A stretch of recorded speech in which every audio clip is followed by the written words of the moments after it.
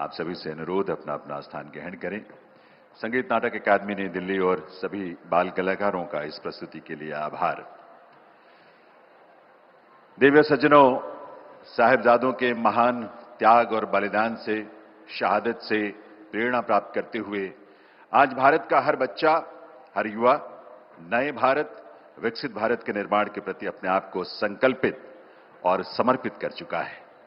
आज देश का युवा आत्मविश्वास और गौरव के भाव से भरा हुआ है।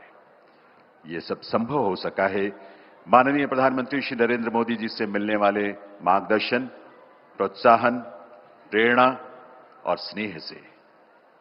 आज पुनः ये ऐसा ही अवसर है और इसलिए अब मैं विनम्रतापूर्वक अनुरोध करूंगा माननीय प्रधानमंत्री श्री नरेंद्र मोदी जी से, वे इस वीर बाल दिवस के अवसर पर अपने संबोधन के लिए पधारें, अपने शुभ संदेश से हमारा मार्गदर्शन करें। दिव्य सज्जनों, आप सबकी करतल ध्वनि के साथ ये अनुरोध है माननीय प्रधानमंत्री महोदय के संबोधन के लिए।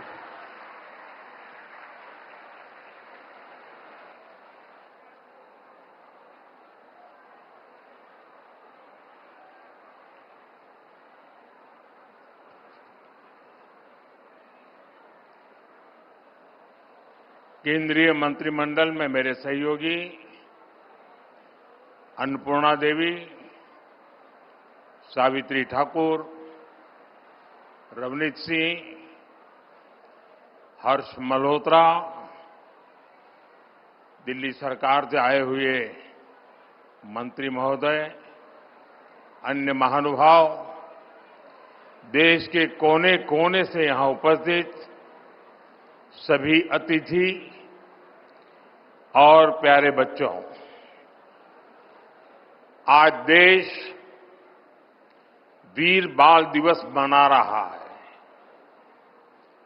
अभी वंदे मातरम की इतनी सुंदर प्रस्तुति हुई है।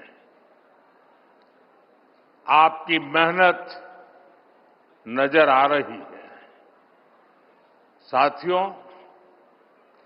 आज हम उन वीर साहिबजादों को याद कर रहे हैं जो हमारे भारत का गौरव है, जो भारत के अदम्य साहस, शौर्य, वीरता की पराकाष्ठा है। वो वीर साहिबजादे जिन्होंने उम्र और अवस्था की सीमाओं को तोड़ दिया, जो क्रूर मुगल सल्तनत के सामने ऐसे चट्टान की तरह खड़े हुए कि मजहबी कट्टरता और आतंक का वजूद ही हिला गया। जिस राष्ट्र के पास ऐसा गौरवशाली अतीत हो, जिसकी युवा पीढ़ी को ऐसी प्रेरणाएं विरासत में मिली हो, वो राष्ट्र क्या कुछ नहीं कर सकता। साथियों, जब भी 26 दिसंबर का ये दिन आता है तो मुझे ये तसल्ली होती है कि हमारी सरकार ने साहिबजादों की वीरता से प्रेरित वीर बाल दिवस मनाना शुरू किया। बीते 4 वर्षों में वीर बाल दिवस की नई परंपरा ने साहिबजादों की प्रेरणाओं को नई पीढ़ी तक पहुंचाया है। वीर बाल दिवस ने साहसी और प्रतिभावान युवाओं के निर्माण के लिए एक मंच भी तैयार किया है। हर साल जो बच्चे अलग अलग क्षेत्रों में देश के लिए कुछ कर दिखाते हैं, उन्हें प्रधानमंत्री राष्ट्रीय बाल पुरस्कार से सम्मानित किया जाता है। इस बार भी देश के अलग अलग हिस्सों से आए 20 बच्चों को ये पुरस्कार दिए गए हैं। ये सब हमारे बीच में है। अभी उनसे काफी गप्पे गोष्ठी करने का मौका मिला और इनमें से किसी ने असाधारण बहादुरी दिखाई है, किसी ने सामाजिक सेवा और पर्यावरण के क्षेत्र में सराहनीय काम किया है। इनमें से कुछ विज्ञान और टेक्नोलॉजी में कुछ इनोवेट किया है, तो कई युवा साथी खेल, कला और संस्कृति के क्षेत्र में योगदान दे रहे हैं। मैं इन पुरस्कार विजेताओं से कहूंगा, आपका ये सम्मान आपके लिए तो है ही, ये आपके माता पिता का, आपके टीचर्स और मेंटर्स का, उनकी मेहनत का भी सम्मान है। मैं पुरस्कार विजेताओं को और उनके परिवारजनों को उज्जवल भविष्य के लिए अनेक अनेक शुभकामनाएं देता हूं।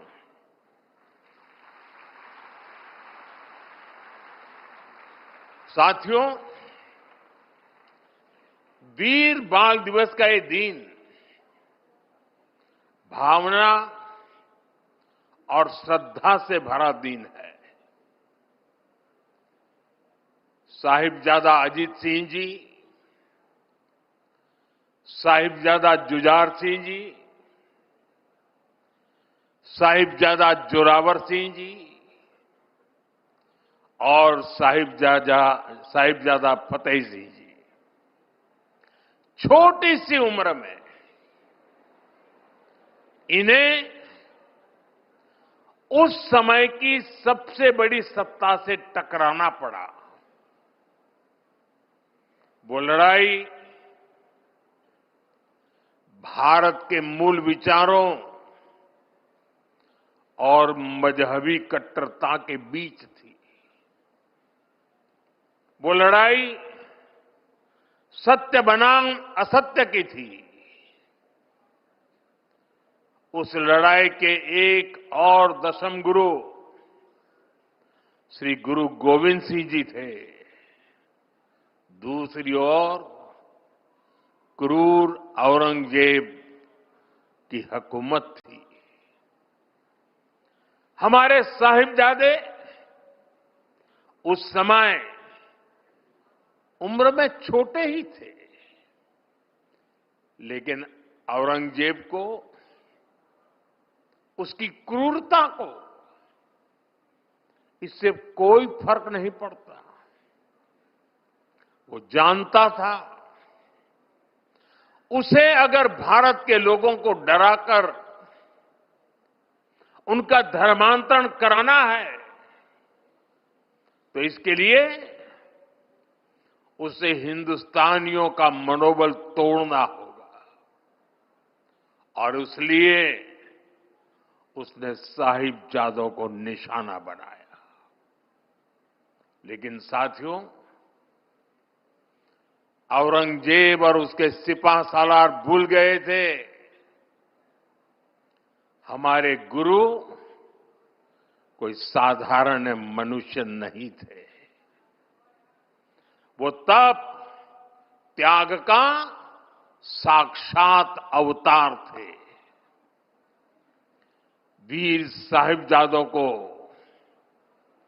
वही विरासत उनसे मिली थी।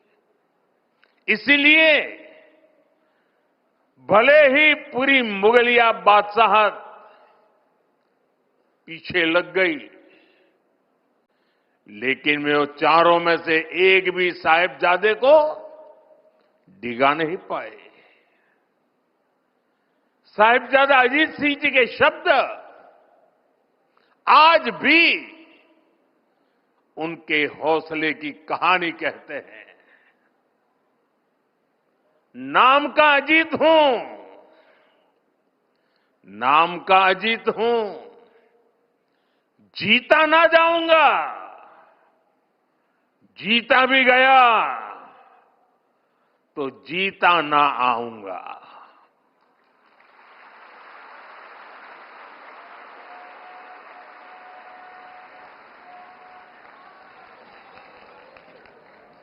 साथियों, कुछ दिन पूर्व ही हमने श्री गुरु तेग बहादुर जी को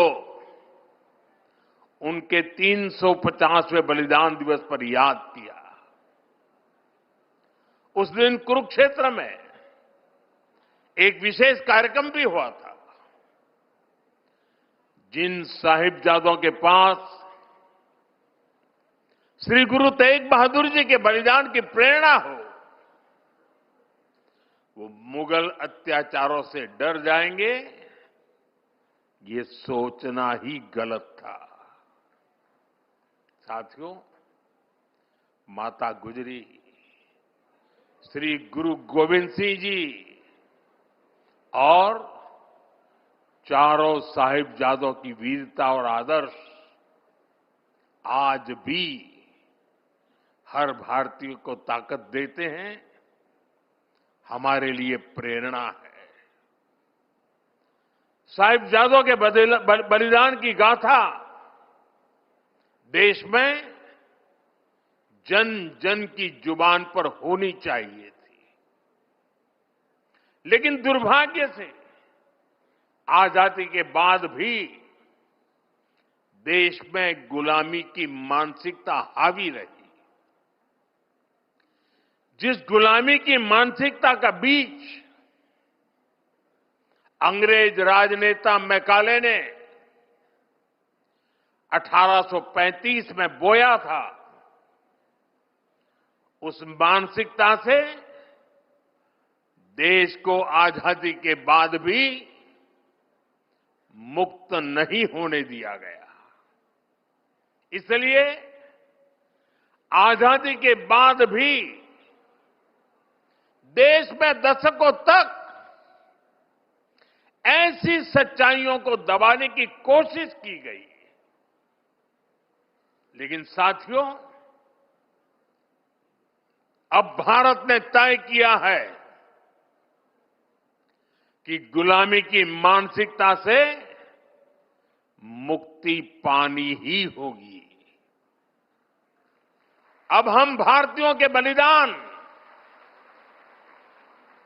हमारे शौर्य की स्मृतियां दबेगी नहीं। अब देश के नायक नायिकाओं को हाशिए पर नहीं रखा जाएगा और इसलिए वीर बाल दिवस को हम पूरे मनोभाव से मना रहे हैं।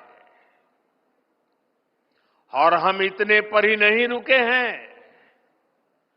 मैकाले ने जो साजिश रची थी साल 2035 में, उसके 200 साल अब थोड़ी समय में हो जाएंगे। इसमें अभी 10 साल का समय बाकी है। इन्हीं 10 सालों में हम देश को पूरी तरह गुलामी की मानसिकता से मुक्त करके रहेंगे। 140 करोड़ देशवासियों का एक संकल्प होना चाहिए, क्योंकि देश जब इस गुलामी की मानसिकता से मुक्त होगा, उतना ही स्वदेशी का अभिमान करेगा, उतना ही आत्मनिर्भरता की दिशा में आगे बढ़ेगा। साथियों, गुलामी की मानसिकता से मुक्ति के इस अभियान की एक झलक कुछ दिन पहले हमारे देश की पार्लियामेंट में भी दिखाई दी है।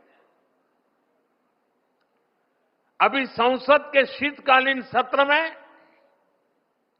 सांसदों ने हिंदी और अंग्रेजी के अलावा दूसरी भारतीय भाषाओं में लगभग 160 भाषण दिए। करीब 50 भाषण तमिल में हुए, 40 से ज्यादा भाषण मराठी में हुए, करीब 25 भाषण बांग्ला में हुए। दुनिया की किसी भी संसद में ऐसा दृश्य मुश्किल है। ये हम सब के लिए गौरव की बात है। भारत की इस लैंग्वेज डायवर्सिटी को भी मैकाले ने कुचलने का प्रयास किया था। अब गुलामी की मानसिकता से मुक्त होते हमारे देश में भाषाई विविधता हमारी ताकत बन रही है। साथियों, यहां मेरा युवा भारत संगठन से जुड़े इतने सारे युवा यहां उपस्थित हैं। एक तरह से आप सभी जैन जी हैं।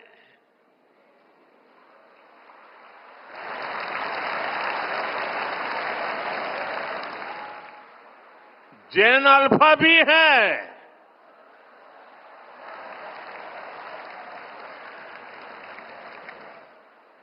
आपकी जनरेशन ही भारत को विकसित भारत के लक्ष्य तक ले जाएगी।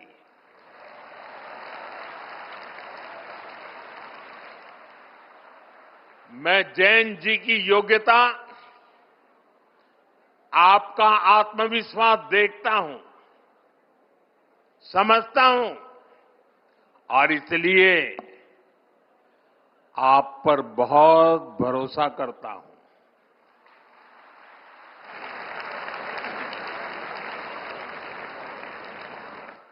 हमारे यहां कहा गया है, बालादपि ग्रहीतव्यम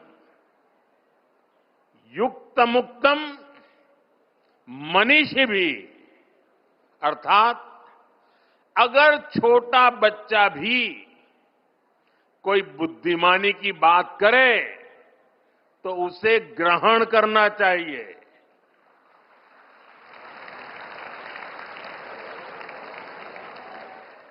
यानी उम्र से कोई छोटा नहीं होता और कोई बड़ा भी नहीं होता।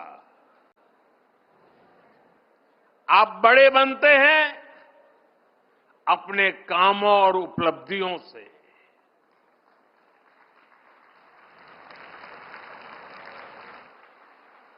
आप कम उम्र में भी ऐसे काम कर सकते हैं कि बाकी लोग आपसे प्रेरणा लें। आपने करके दिखाया है, लेकिन इन उपलब्धियों को अभी केवल एक शुरुआत के तौर पर देखना है। अभी आपको बहुत आगे बढ़ना है। अभी सपनों को आसमान तक लेकर जाना है और आप भाग्यशाली हैं। आप जिस पीढ़ी में जन्मे हैं, आपकी प्रतिभा के साथ देश मजबूती से खड़ा है।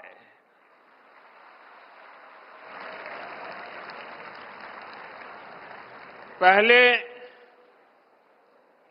युवा सपने देखने से भी डरते थे क्योंकि पुरानी व्यवस्थाओं में ये माहौल बन गया था कि कुछ अच्छा हो ही नहीं सकता। चारों तरफ निराशा निराशा के वातावरण बना दिया गया था। लोगों को यहां तक लगने लगा कि भाई मेहनत करके क्या फायदा है। लेकिन आज देश टैलेंट को, प्रतिभा को खोजता है, उन्हें मंच देता है। उनके सपनों के साथ 140 करोड़ देशवासियों की ताकत लग जाती है। डिजिटल इंडिया की सफलता के कारण आपके पास इंटरनेट की ताकत है, आपके पास सीखने के संसाधन हैं। जो साइंस, टेक और स्टार्टअप वर्ल्ड में जाना चाहते हैं, उनके लिए स्टार्टअप इंडिया जैसे मिशन है। जो स्पोर्ट्स में आगे बढ़ रहे हैं, उनके लिए खेलो इंडिया मिशन है। अभी 2 ही दिन पहले मैंने सांसद खेल महोत्सव में भी हिस्सा लिया। ऐसे तमाम मंच आपको आगे बढ़ाने के लिए हैं। आपको बस फोकस रहना है और इसके लिए जरूरी है कि आप शॉर्ट टर्म पॉपुलैरिटी की चमक दमक में न फंसें। ये तब होगा जब आपकी सोच स्पष्ट होगी, जब आपके सिद्धांत स्पष्ट होंगे। और इसलिए आपको अपने आदर्शों से सीखना है, देश की महान विभूतियों से सीखना है। आपको अपनी सफलता को केवल अपने तक सीमित नहीं मानना है। आपका लक्ष्य होना चाहिए, आपकी सफलता देश की सफलता बननी चाहिए। साथियों, आज युवाओं के सशक्तिकरण को ध्यान में रखकर नई पॉलिसी बनाई जा रही है। युवाओं को राष्ट्र निर्माण के केंद्र में रखा गया है। मेरा युवा भारत ऐसे प्लेटफॉर्म के माध्यम से युवाओं को जोड़ने, उन्हें अवसर देने और उनमें लीडरशिप स्किल विकसित कराने का प्रयास किया जा रहा है। स्पेस इकोनॉमी को आगे बढ़ाना, खेलों को प्रोत्साहित करना, फिनटेक और मैन्युफैक्चरिंग सेक्टर को विस्तार देना, स्किल डेवलपमेंट और इंटर्नशिप के अवसर तैयार करना, इस तरह के हर प्रयास के केंद्र में मेरे युवा साथी ही है। हर सेक्टर में युवाओं के लिए नए अवसर खुल रहे हैं। साथियों, आज भारत के सामने परिस्थितियां अभूतपूर्व है। आज भारत दुनिया के सबसे युवा देशों में से एक है। आने वाले 25 वर्ष भारत की दिशा तय करने वाले हैं। आजादी के बाद शायद पहली बार ऐसा हुआ है कि भारत की क्षमताएं, भारत की आकांक्षाएं और भारत से दुनिया की अपेक्षाएं तीनों एक साथ मिल रही है।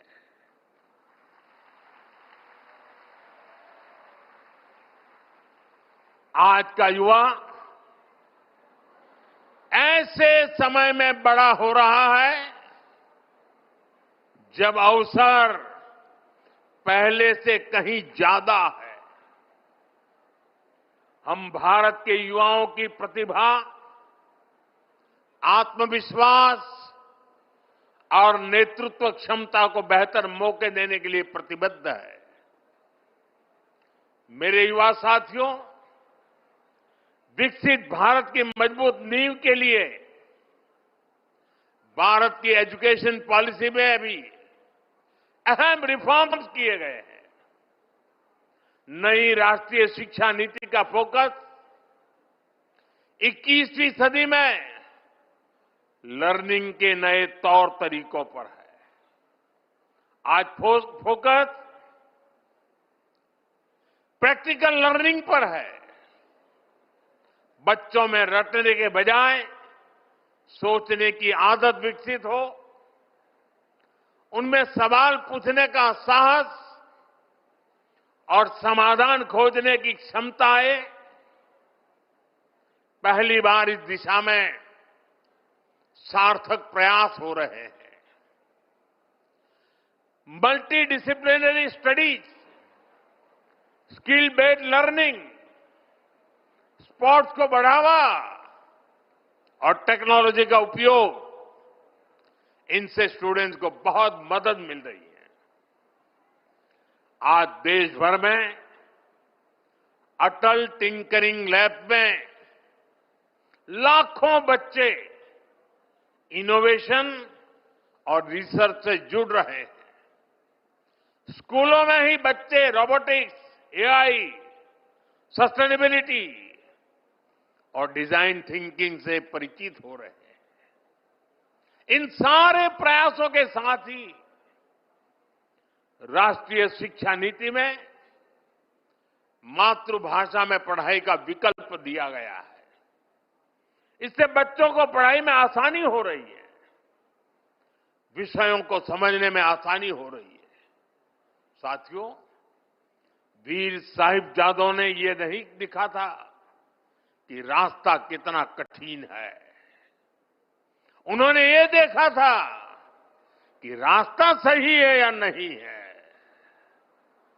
आज उसी भावना की आवश्यकता है। मैं भारत के युवाओं से यही अपेक्षा करता हूं, बड़े सपने देखें, कड़ी मेहनत करें और अपने आत्मविश्वास को कभी भी कमजोर न पड़ने दें।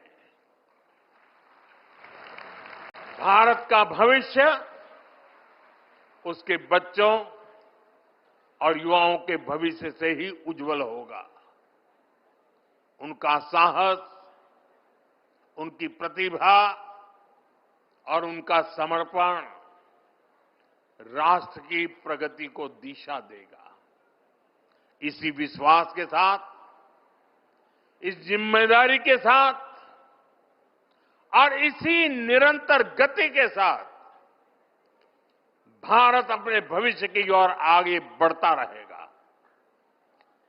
मैं एक बार फिर वीर साहिबजादों को श्रद्धापूर्वक नमन करता हूं। सभी पुरस्कार विजेताओं को बहुत बहुत बधाई देता हूं। आप सभी का बहुत बहुत धन्यवाद।